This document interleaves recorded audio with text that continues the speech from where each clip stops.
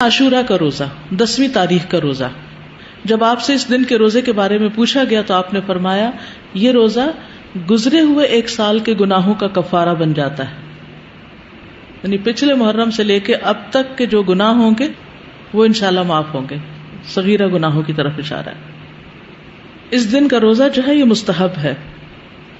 جابر کہتے ہیں کہ رسول اللہ صلی اللہ علیہ وسلم ہمیں عاشورہ کا روزہ رکھنے کا حکم دیتے،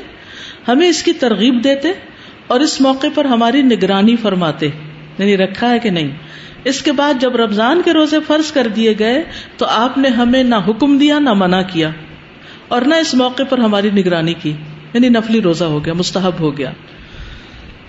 حضرت عائشہ سے روایت ہے کہ جاہلیت کے ایام میں عاشورہ کے دن کا روزہ رکھا جاتا تھا، جب اسلام آ گیا تو اب جو چاہے اس کا روزہ رکھ لے اور جو چاہے اسے چھوڑ دے۔ لیکن نبی صلی اللہ علیہ وسلم نے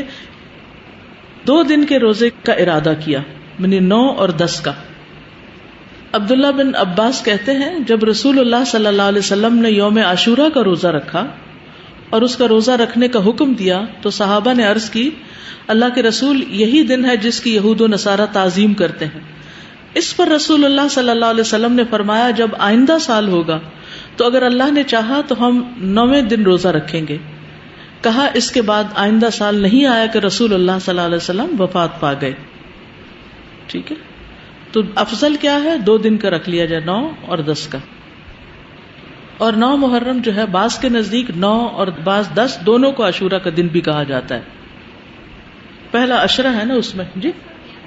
نہیں 11 والی روایت ضعیف ہے، یعنی بعض کہتے ہیں 10 اور 11 بھی رکھ سکتے ہیں، لیکن یہ کہ 11 تاریخ کے روزے کی روایت ضعیف ہے، اصل میں 9 اور 10 ہی ہے۔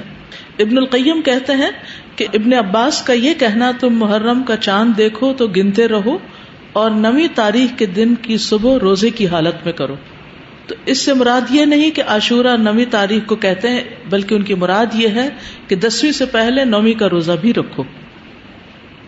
کیونکہ آپ نے فرمایا تھا کہ اگر میں زندہ رہا تو روزہ رکھوں گا، تو یہ ایک طرح سے آپ کی سنت ہو گئی، کیونکہ آپ نے اس کے بارے میں خود صحابہ کو ترغیب دلائی۔ بچے چلیں اگر 2 نہیں رکھ سکتے تو 1 تو رکھوائیں۔ اور یہ جو الفاظ ہیں نا سلسلۃ الاحادیث الضعیفہ کے کہ اگر میں زندہ رہا تو یوم عاشورہ سے 1 دن پہلے یا 1 دن بعد میں روزہ رکھنے کا حکم دوں گا، یہ روایت ان الفاظ سے منکر ہے، یعنی اس کا انکار کیا گیا ہے، اس کی سند ضعیف ہے۔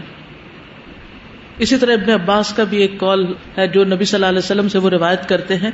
کہ آپ نے فرمایا یہود کی مخالفت کرو اس طرح کہ 1 دن پہلے یا بعد کا روزہ رکھو، تو اس کی سند ضعیف ہے، تو اس لیے بعد والا نہیں۔